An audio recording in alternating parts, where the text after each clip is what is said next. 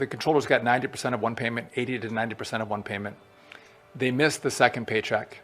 On Thursday, they get an email pay stub that'll show what their next payment is going to be. So this Thursday, they'll get an email that shows that their pay stub is a big fat zero. Many of the controllers said, a lot of us can navigate missing one paycheck. Not everybody, but a lot of us can. None of us can manage missing two paychecks.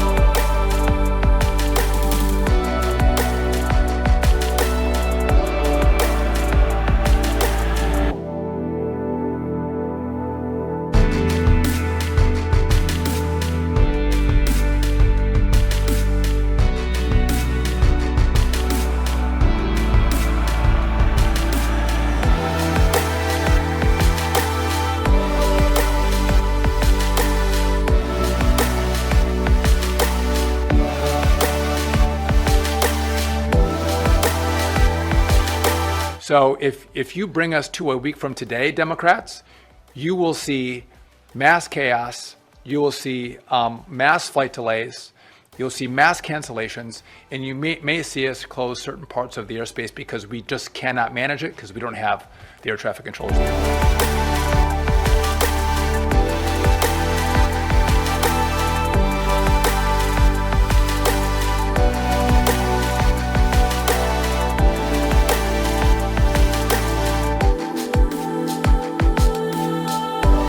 Kosha, look, I think that Trump is rightly holding the line. I mean, the Democrats' demands for this shutdown have been absolutely absurd.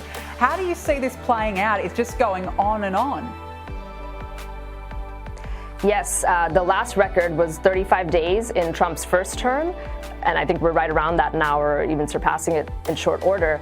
And it was definitely a stare down both times because there's a lot of stuff that the government does that's not useful, and there's jokes going on all the time that, you know, our day-to-day life isn't any worse, so it's great, let the government shut down so that they don't interfere in our lives. But there are some aspects where it does start to hurt everyday people, like traffic control or paying troops or other people that are performing vital services not getting paid. That does start to become a problem.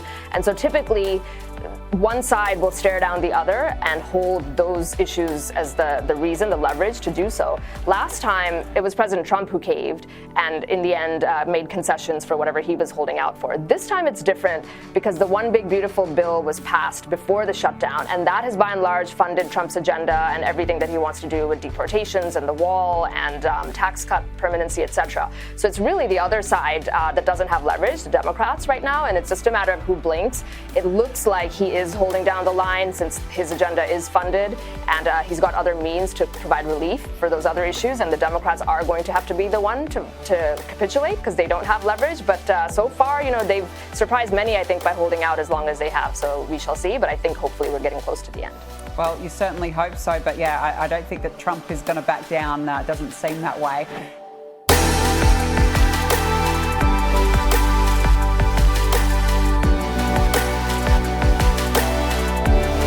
Well, the US government shutdown is entering its 33rd day and it is starting to bite. Joining me now is former White House Chief of Staff Mick Mulvaney. Mick, where are you seeing it the most?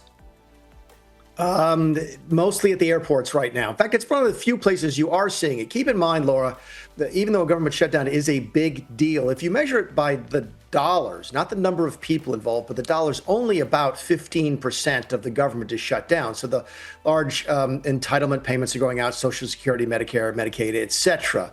What's not happening are things like the national parks, which affect people who are going to the parks, but it's also affecting air travel, and that's millions of people every single day. That the air traffic controllers are going to work. They're just not getting paid. They were supposed to get paid last Tuesday, and they did not. That was the first time they got a completely $0 paycheck. And some of them are simply refusing to show up for work. They're calling in sick, for example. It hasn't had a tremendous impact yet. It's been different from day to day. You might have one day with a bunch of cancellations and delays, and then the next day, not that much of an impact. But that is the place where we're really seeing it start to bite directly into, ordinarily with people who don't really interact with the government, but when you get on an airplane, you do, and it simply doesn't have the level of support that it typically does. Trump's not even talking about it, but it is starting to become an issue for him, isn't it? Politically, both parties think they are winning. And I know, as crazy as that Which sounds, means they're it probably might both losing, Mick, right? Well, either both winning or both losing. It depends on who you're trying to keep happy. If you're trying to keep happy your base, either on the far left or the far right, I think you could make the argument that both parties are winning. The Democrats are satisfying the anti-Trump wing of their party, and the Republicans are sort of satisfying the far right of their party that doesn't like the government mostly in the first place. But the huge swath of people in the middle are really upset. The bottom line, though, is that it looks like those folks in the middle blame both parties fairly evenly, and in any event, very, very few of anybody actually changes who they vote for based on a government shutdown. So it doesn't have the dramatic political impact that you otherwise think might happen. No, Trump has got a lot of political momentum at the moment. He's had a lot of wins on the world stage in particular. The latest one was with President Xi.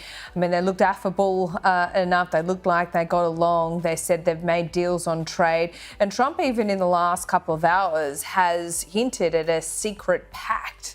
What could that be about?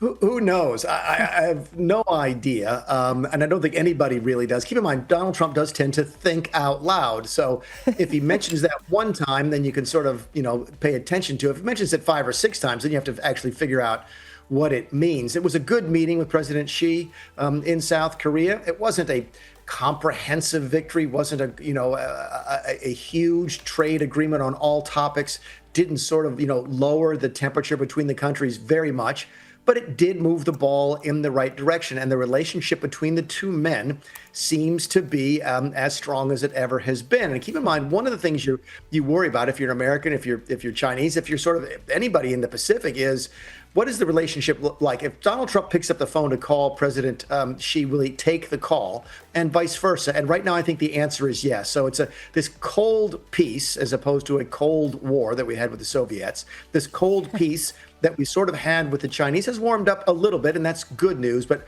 we're a long way from being at normalized relations.